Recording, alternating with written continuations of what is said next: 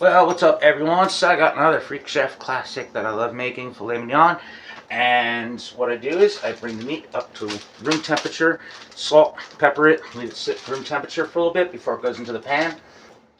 All right, then we have, we need to get our pan hot first, actually. So you want to get that nice and hot before we add any oil or butter into it. And then we're going to drop our steak. I also have some broccoli that's ready to go. I'm going to do my Asiago cheese broccoli again.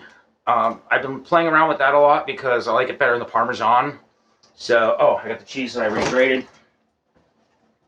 There we go. All right, so that's ready to go on the broccoli once you're ready for it. So we're going to get our pan nice and hot. Filet mignon doesn't take long. You want a nice medium. It's medium rare is the way I like it. You don't want it too tough. You don't need to leave it in the pan a lot. Just a little basting and heat. And you're pretty much good to go. So I'm very fucking excited about. Fuck yeah. So I also have red potatoes in the oven. And I'm just doing this. I also want to have a nice steak tonight. But also want to get some cool pictures from my website. So make sure you check it out along with all my other dishes that I make for Freak Chef. You can hire me to come to your erotic party, fetish parties, freak show themed parties, and I cook for you. So in a little bit, I'm going to show you how the filet mignon comes out. So very excited about. So our pan should be pretty hot by now. Doesn't take much to get it heated. And there we go. We're going to get our butter in here.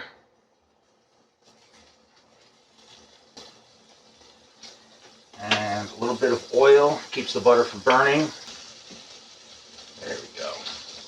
That's much better. Just need to top it off. All right, and give that a nice little stir. You don't want the butter to burn, so just incorporate those two things together. And the cool thing is I add a little clove of garlic in there, cut up a little bit, and mashed. This way I can, just kind of flavor that butter, and it releases a lot of the garlic flavor into the pan. I'll let that kind of brown a little bit. So now we start smelling that garlic aroma and everything. Just get that incorporated into all the butter. I don't know if you can see from that angle, it's probably a little better. And now we're going to drop our steak in a little tiny filet mignon cup. Right in.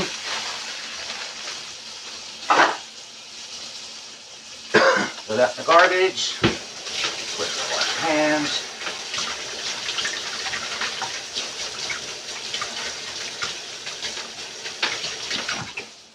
There we go. We just need a spoon because another part of this is also basting as we go along. Just taking that butter and oil and pouring it over the steak as one side cooks, and you're basting the other side just like that. Hope you guys can see it okay. Playing around with some new camera angles and stuff. So there we go. I'm gonna let that go for a little bit. And yeah, this will take sometimes about maybe 3 to 4 minutes aside. And I always use tongs for this.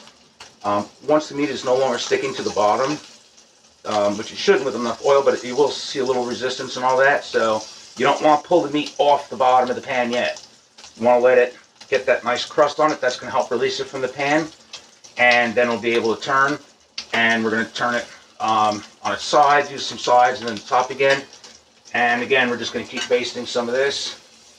And watch your heat. It is starting to darken up a little bit. It's not burning, but if you do think it may start burning, then just pull your heat back.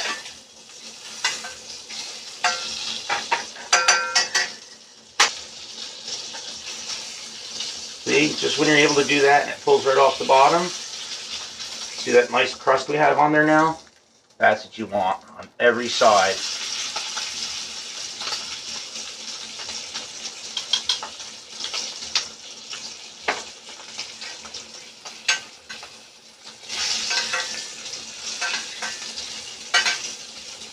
Okay, and then the final flat side, just like that. Nice little turn.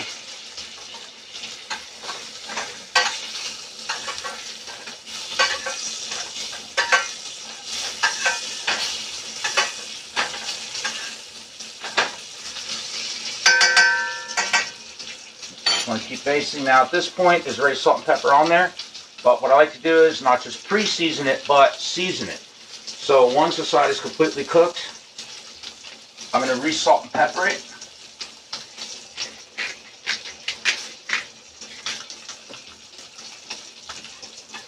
And we're just not going to baste it anymore. We've already basted. That side's pretty cooked. So we're just going to keep it nice in the pan. Let the other side cook now. We just turned it. And once we get to a perfect medium, I'm good with it. So I use the touch test. Another quick trick to figure out how done steak is using your finger right here. And this is rare. The tighter you make it, that's medium rare. Medium, and when you make a fist and that skin is very strong there, that's well. So the softer your skin there versus the tighter of it, that's your doneness. That's why I gauge how much it's cooked. And I do use a meat thermometer if I'm doing like whole turkeys, chickens, Cornish hens, stuff like that. But for the most part, it's a touch test, especially when it comes to beef. And it's the best way I know how to tell if something is done. So here we go. We'll give it a quick touch test. That's hanging in right about rare.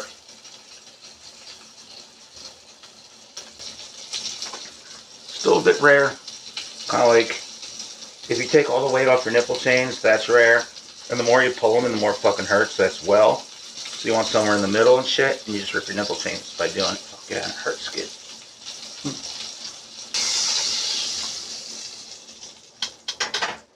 Alright, so our steak is perfectly done. Just the way I like it. Perfect medium rare. We also have our broccoli that we're going to add our cheese to. And again, I'm using the Asiago cheese. Get that in there. It's a lot of cheese. But then I just want to kind of keep it in there just to warm up just a little bit. Never even cooked the broccoli either. I just had it on the back burner in the heat from the stove for the potatoes. Pretty much took care of it. So the potatoes are done. We're going to get those out. A tiny bit of roasted baby news.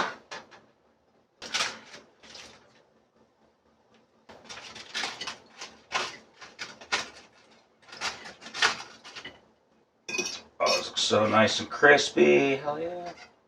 I'm very excited about. Those look delicious. Okay. There we go. That's what we got so far. Roasted baby news. Nice filet mignon. We're going to put our Asiago broccoli right there on the side. It's time to kind of incorporate and melt in with each other. I did more of a coarser grain shred on the broccoli for a change than my normal fine grated. It's more shredded, but that's alright. The cool thing about making meals for yourself is experimenting with stuff that works and that doesn't. So there we go. Asiago cheese broccoli, filet mignon, and roasted red baby new potatoes. Hell yeah. So I'm excited about. Can't wait to dig in. I'm just going to let my steak rest a little bit. Let the potatoes cool too. And yeah, I hope you like some of the tips and tricks and stuff that I shared with you on this one too. Love you guys. Thanks for supporting me.